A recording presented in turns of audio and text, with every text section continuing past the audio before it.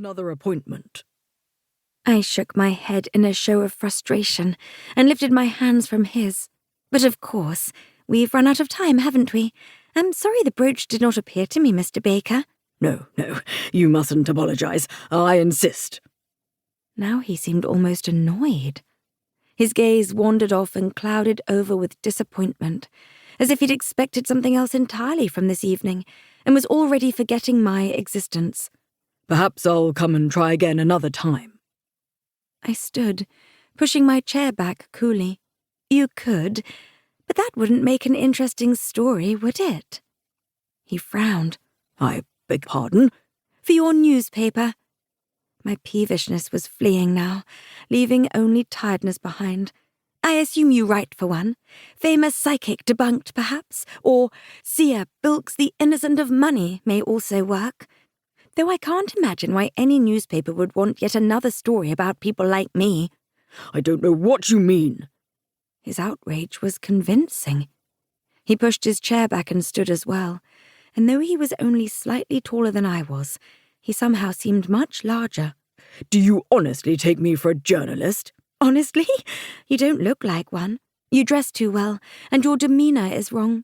Honestly, Mr. Baker, I don't know what you are, but a journalist is the only kind of person who would go to elaborate lengths to get a referral, then come here and waste my time with a false story about a valuable brooch. He went very still. I looked at his face. Of course I knew it was false, though if you like, you can publish in your newspaper that I have found the toy soldiers you lost when you were 8. That's what you were really thinking about just now. Here it is. Your brother Tommy took them. He broke them in half and fed them to the dog while playing African Explorer. There was a long beat of silence. I hadn't meant to say that, not exactly. It had just come so clearly to me. The crisp fall day, the little boy roaring as he pretended the dog was a man-eating tiger, eagerly snapping up Stanley and Livingston. I wondered whether the dog had gotten indigestion from the enterprise. It seemed likely, though the vision didn't specify. A shadow crossed the vision of the boy, something foreboding, but I pushed it away. Mr. Baker was looking at me with the shocked expression people wore when they first realized I was telling the truth. There's no way you could know that, he said softly. No way at all. This was a telling moment. People came to me for answers, yet they were always knocked on their heels when I actually gave them. Some customers tittered nervously, others grew angry and defensive, accusing me of trickery or lying. Those were the dangerous ones. The truth, even one so small as the fate of a few wooden soldiers, affected everyone differently. You couldn't predict it. It was why I kept my client list so select. But the look on Mr. Baker's face was one I hadn't seen before. He stared at me with a sort of profundity, as if I'd answered a question he hadn't even known he'd been asking. And yet the revelation seemed to strike him as a blow, and his look of desperate misery almost made me step back.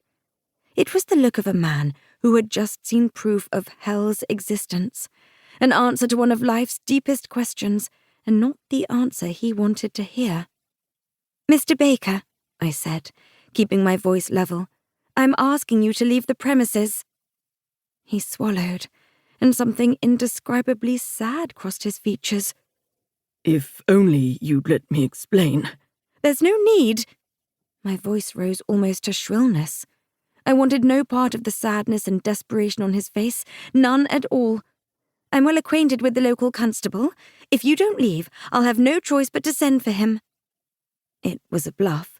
The local constable thought me a hussy, when he thought of me at all, but Mr. Baker only looked ashamed. He took an expensive handkerchief from his pocket. "I'm sorry," he said, dabbing his forehead and looking away. "Good night."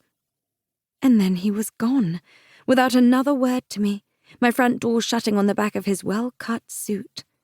I still had no idea why he'd come, what he'd wanted, or even why he'd left so quickly. I told myself the most important point was that he had gone.